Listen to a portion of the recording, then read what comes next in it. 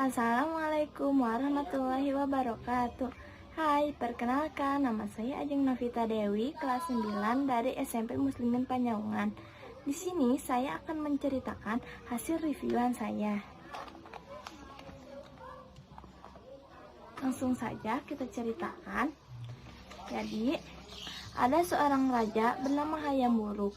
Dia sedang mencari permaisuri dan dibantu oleh Gajah Mada. Suatu hari ada seorang pelukis, dia sedang membawa lukisan yang begitu cantik sehingga Raja Hayam Wuruk menyukai wanita itu. Dia menanyakan pada pelukis itu siapa namanya, dan nama putri itu ternyata Citarasmi Pitaloka. Lalu Raja Hayam Wuruk melamar wanita itu dan lamarannya diterima. Singkat cerita, putri dan sekeluarganya sudah ada di alun-alun Bubat untuk melaksanakan pernikahannya itu. Tetapi tidak ada sambutan sama sekali. Bahkan rajanya juga tidak datang meskipun rajanya sudah mengetahuinya. Sebenarnya raja sengaja melakukan itu supaya dia tahu seberapa tulus hatinya dan kebaikannya. Apakah hanya cantik saja tapi hatinya tidak tulus? Jadi dia mengujinya. Ternyata 6 hari kemudian mereka mendatangi raja dan berkata, "Kenapa kau tidak datang-datang? Kami sudah lama menunggu di sini." Mereka pun kesal dan akhirnya menimbulkan perdebatan dan menimbulkan juga perang. Perang Bubat ini terjadi sebab Citarasmi Pitaloka yang seharusnya tidak boleh dilukis tetapi malah dilukis. Oleh karena itu sebabnya perang ini terjadi sehingga membuat pertumpahan darah, dan putri itu tidak kuat melihat semuanya, apalagi ada ayahnya yang tertusuk-tusuk dan juga prajurit lainnya. Dan Citarasmi itu langsung mengakhiri hidupnya dengan bunuh diri menggunakan kujang dan dibunuhkan pada badannya. Dan juga para pengasuh-pengasuhnya mengikuti bunuh diri karena tidak kuat melihat semuanya, apalagi putrinya menghancurkan hidupnya sendiri. Jadi mereka pun semuanya sudah mengakhiri hidupnya. Jadi perang ini terjadi sebab kita tidak boleh melarang aturan yang sudah diterapkan. Assalamualaikum warahmatullahi wabarakatuh. Perkenalkan, nama saya Melda Rizky Sahila. Saya sekolah di SMP Muslimin Panyaungan. Kali ini saya akan menceritakan buku cerita yang telah saya baca, Masa Prakemerdekaan Putra Sang Fajar. Saya akan membacakan dari hasil reviewan saya. Bung Karno lahir di Surabaya 6 Juni 1901 dan meninggal di Jakarta. Soekarno awalnya diberi nama Koesno Sosrodarjo karena sering sakitan namanya diganti menjadi Soekarno. Soekarno dipanggil Putra Sang Fajar karena orang Jawa meyakini bahwa anak yang lahir pada matahari terbit adalah Putra Sang Fajar. Perjuangan Soekarno dalam perjuangan Indonesia adalah Soekarno Muda mendirikan Algonomi Studi Club pada tahun 1926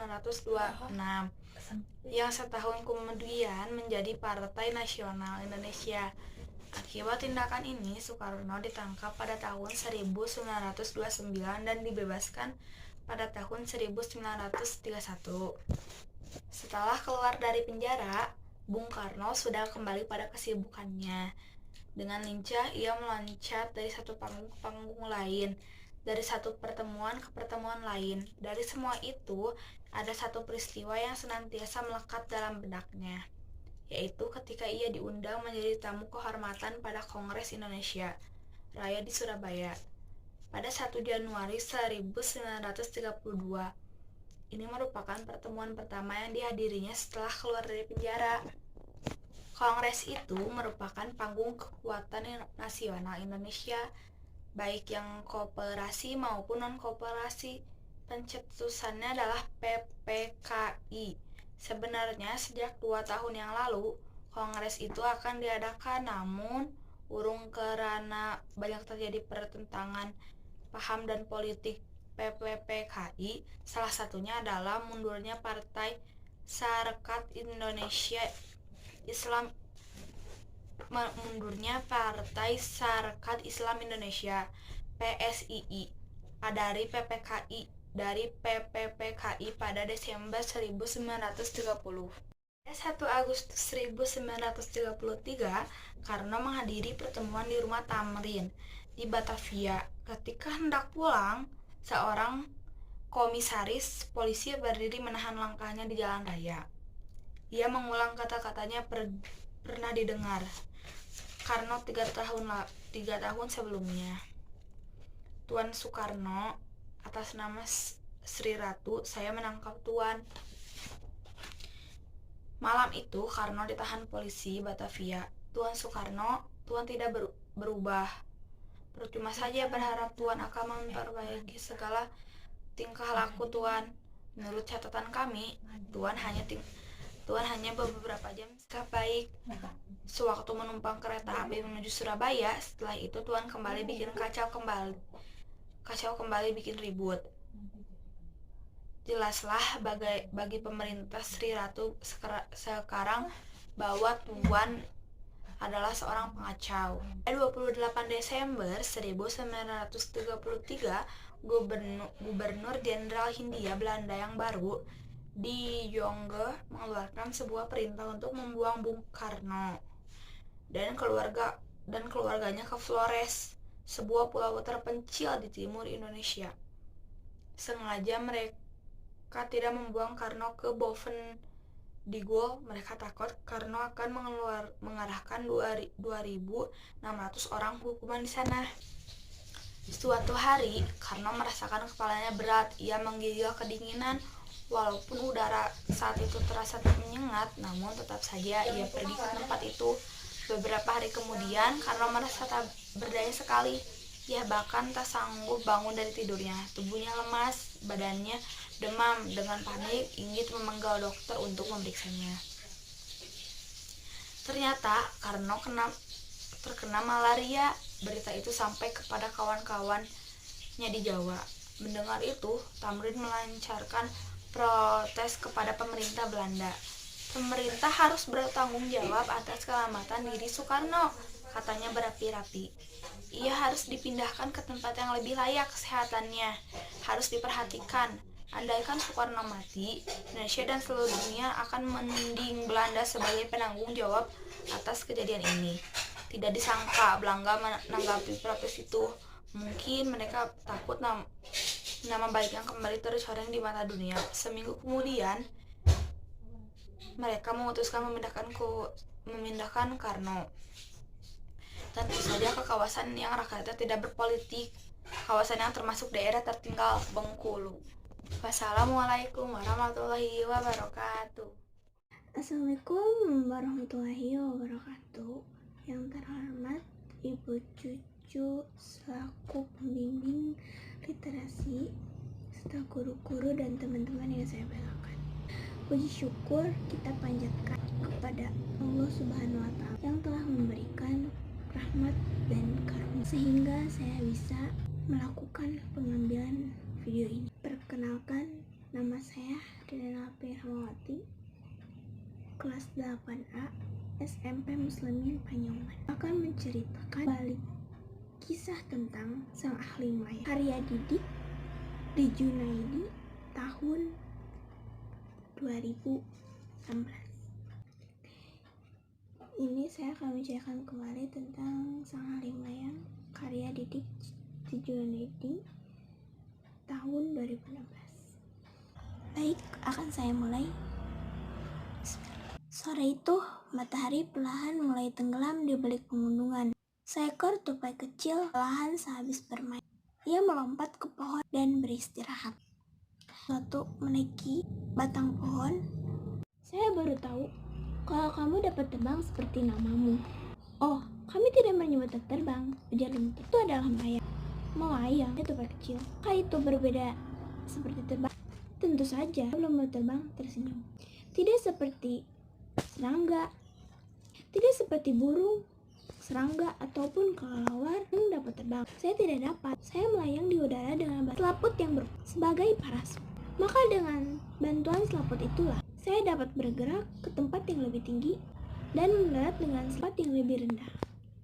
Tupai kecil berkata, aneh, selaput yang memberimu banyak masalah ternyata dapat menyelamatkanmu dari bahaya. Kamu benar, ujarmu terbang. Saya beritahu ada beberapa jenis binatang lain yang melayang seperti saat saya menghindari musuh. Misalnya kadal terbang, katak terbang, tupai terbang, saudaramu dan yang lain. Tupai kecil bertanya, apakah mereka memiliki selaput di tubuh mereka? Lemut terbang mengangguk dan berkata, ya, akan tetapi katak terbang memiliki selaput yang hanya ditemukan di antara ujung-ujung dari kakinya. Saya mendengar bahwa ada sejenis ikan yang disebut ikan terbang. Tupai kecil berkata dengan takjub, hebat! Bahkan ikan pun dapat terbang. Sebetulnya, saat dia dikejar oleh musuhnya dari belakang, ia melompat keluar dari air. Kemudian ia dengan cepat merentangkan sepasang siripnya yang besar dan melayang ke udara. Sebelum tupai kecil pergi, ia berkata, terima kasih banyak kamu terbang. Kamu adalah hal yang melayang. Telah belajar banyak darimu. Sudah mulai gelap. Saya akan pulang untuk beristirahat. Lalu lemut terbang dan tupai akhirnya berpisah dan saling menyusul ke alam mimpi. Itu saja cerita dari saya. Ini adalah hasil review dari buku ini, Sang Ahli Maya.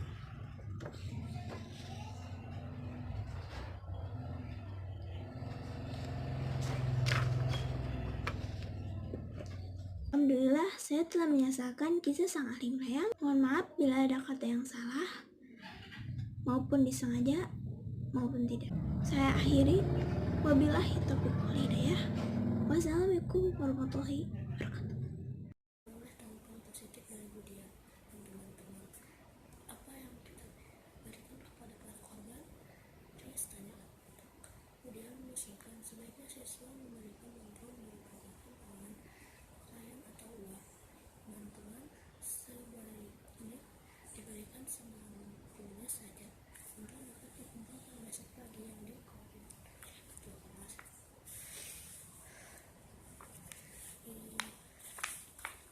Selanjutnya, nilai merupakan hasil yang dicapai dari suatu kegiatan. Misalnya nilai ulangan yang diperoleh dari hasil mengerjakan sebuah ulangan. Baik buruknya nilai tergantung dari kemampuan siswa yang mengerjakan. Apabila siswa mampu mengerjakan soal dengan baik, akan memperoleh nilai bagus. Sebaliknya, apabila siswa tidak mampu mengerjakan, akan memperoleh nilai jelek.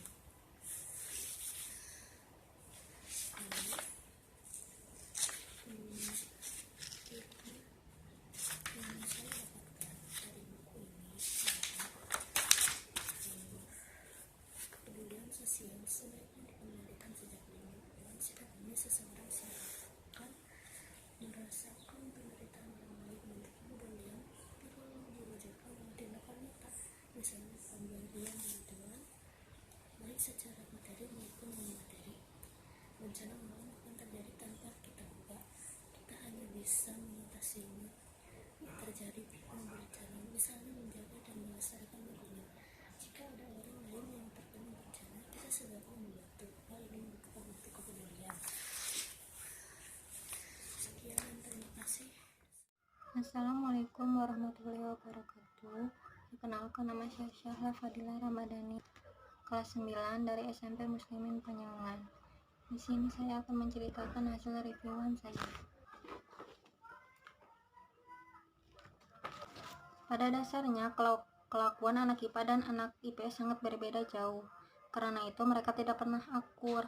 Tapi semenjak Rifki dan Michelle terlibat kisah cinta, Kata tidak akur sudah tidak ada. Mereka bisa dekat karena diawali dengan keterlambatan Michelle. Hari pertama Michelle masuk sekolah, ia terlambat dan gerbang sekolah sudah ditutup. Tiba-tiba seorang cowok muncul dari belakang. Ia adalah Aldino, temannya Rifki.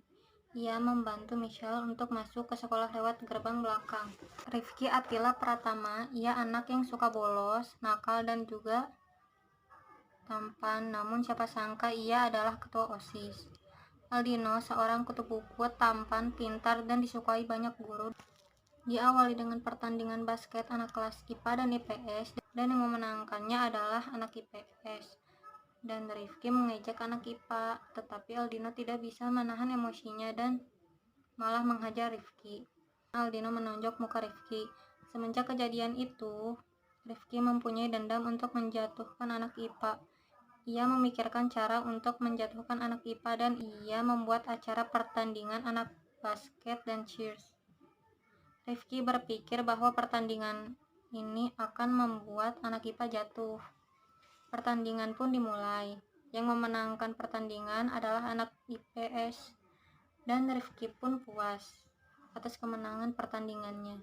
Suatu hari, Michelle berangkat sekolah kesiangan. Datanglah seorang cowok yang ternyata ia adalah sahabat Rifki. Ia mengajak Michelle untuk melewati gerbang belakang dan saat itu Rifki sedang berpatroli. Di gerbang belakang ternyata Michelle ketahuan oleh Rifki dan dihukum untuk menjadi pacarnya. Sekian dari saya, terima kasih. Wassalamualaikum warahmatullahi wabarakatuh. Assalamualaikum warahmatullahi wabarakatuh. Perkenalkan, nama saya Aulia Ajdi, kelas 9A. Saya asal sekolah SMP Muslimin Panyaungan. Saya akan menceritakan isi dari buku Perang Bubat dan ini adalah reviewnya. Pada zaman kerajaan, ratu dari kerajaan Majapahit yaitu Ratu Dalem Prabuwana Tunggadewi meninggal dunia secara tiba-tiba, sehingga Hayam Wuruk dinobatkan sebagai raja. Ayah dari Hayam Wuruk ingin agar putranya segera mendapatkan permaisuri, sehingga dia meminta tolong kepada Gajah Mada untuk mencarikan permaisuri. Gajah Mada pun mengabarkan kepada semua kerajaan agar mengirim lukisan putri mereka. Seniman dari berbagai kerajaan datang ke Majapahit untuk memberikan lukisan. Hayam Wuruk melihat semua lukisan namun tak ada satupun yang memikat hatinya. Sementara itu, di kerajaan Pasundan hiduplah seorang seniman handal yang bernama Sungging Prabangkara. Ia pun dipercaya oleh raja untuk merombak Taman Sari. Ketika ia sedang melihat-lihat taman, ia melihat seorang wanita cantik yang sedang mandi. Wanita itu pun marah-marah kepada dia. Wanita itu bernama dia Citra Resmi Pitaloka, yaitu putri dari raja. Sungging pun menjelaskan apa maksud dia datang ke Taman Sari. Dia tidak percaya kepada Sungging dan menyuruhnya untuk melukis dirinya. Namun Sungging menolak karena itu dilarang oleh raja. Sampai pada suatu malam dia mendatangi Sungging di sebuah gubuk dan memaksa Sungging untuk melukisnya. Sungging pun menerima itu dan melukisnya. Di tengah-tengah melukis ada suara hentakan kaki kuda, yaitu para prajurit dari kerajaan. Dia pun menyuruh Sungging untuk lari jauh dan membawa lukisan itu. Sungging pun lari hingga kerajaan Majapahit. Ketika ia sedang istirahat, ada laki-laki yang menyuruhnya untuk ke kerajaan membawa lukisan itu. Sungging pun menurutinya dan ke kerajaan. Dia bertemu Hayam Wuruk dan Hayam Wuruk bertanya siapa gadis di dalam lukisan itu. Ia pun menjawab bahwa itu dia dari kerajaan Pasundan. Hayam Wuruk pun mengirimkan lamaran kepada dia dan diterima. Ketika hampir tiba hari pernikahan,